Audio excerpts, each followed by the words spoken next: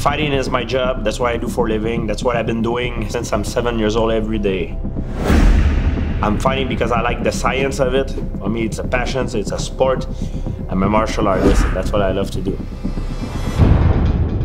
GSP is Georges St-Pierre, the current welterweight champion of the UFC. He's a phenomenal mixed martial artist. He's such an expert in his field. And the chance to work with a guy like George is a tremendous opportunity. I'm here to make the video game, actually to help the guys help the team, to give them some insight of what I think, to make it more authentic, make it more real. Throughout the development of this game, we've been heavily influenced by MMA, karate, kung fu, wrestling, jiu-jitsu, and that, in a lot of ways, mirrors George's fighting style.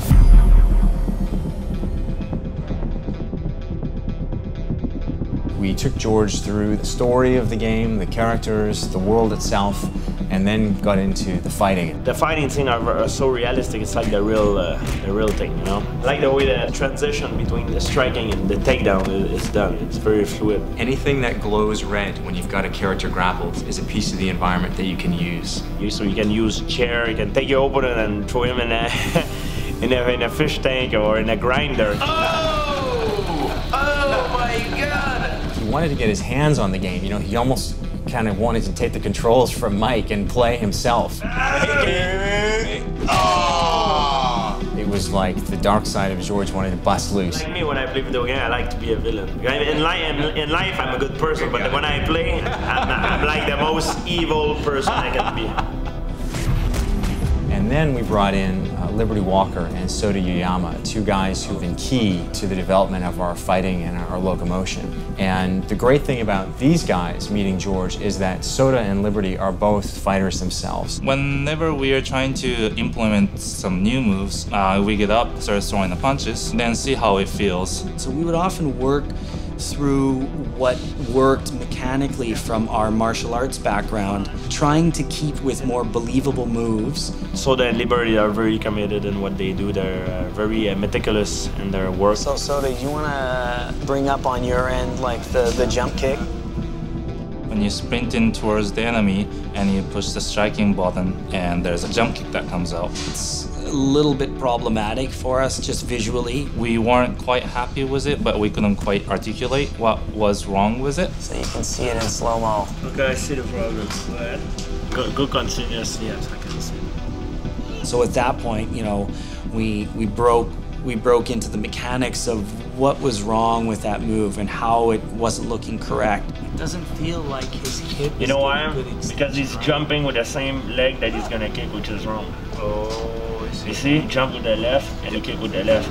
Yes. If I would do that move, okay, I would jump with my right and kick with the left. George was in his element when he was talking to those guys. That's really when he got fully engaged. What I like to do is when the guy kick here, up, getting into him, boom, and I see one he's doing like this, crack, and then break the leg. He's done, you know. Tweak this, tune this, make this a little bit different, and we'll be even closer to having truly authentic fighting experience.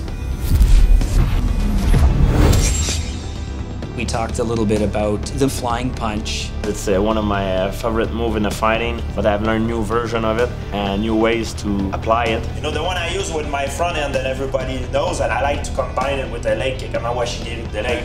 So I'm here, you go with the front, and then you finish with the kick this side. And the other one is the same thing, so I fake it, up, and I finish with the kick as well. Nice. It's like a combination, you know, you end up, papa, with the kick. Here, and that's it. Nice. Wow. So even if you're not actually making contact, right? When you're actually working him back, he's on the defensive. You can pin him down. Exactly. And he's moving, but now you're in, his attention's up here. Yeah. And you're in kicking range. So that's almost guaranteed, right? Exactly. That's because he doesn't see what is coming. You block his vision eye, so he tries to protect eye, then you cut the leg. You know, that's when it works the most efficiently. Yeah, definitely. He helped us refine the flying punch in the animation, and then we implemented in our game. Oh my God, you guys did a great job, like seriously. Maybe he can pick up the control and try out the GS. Try it out, yeah. If you want to fight multiple guys, I can give you 3 or 4 guys. Yeah, send me another one. Yeah, there you go. Well, you know what? Can you guys give me a little bit more? I think he's dead. Oh, can I have another guy? I just killed this one. Okay, well, do you want maybe 2 more guys? And give him 2 more guys. And he goes, no, like, I want more.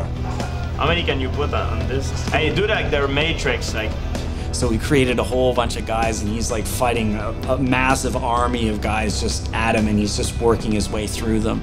George absolutely helped us take the game to, I think, just another level. Having a guy who really embodies what MMA is today come in and actually help us tweak up our fighting, which is really the cornerstone of the gameplay experience. Doing more and more stuff like that is crucial for game development, and actually getting to meet the experts in the field and the people who really live that lifestyle and understand that lifestyle. And the fact that we actually have stuff in the game that's representative of him. Oh, my fighting shorts. You got it, man. That's the main thing about it. The reason why we play game is to entertain ourselves, to have fun. And this game, I have to tell you, it's a lot of fun. That's a murderous rampage. Hey, die, everyone.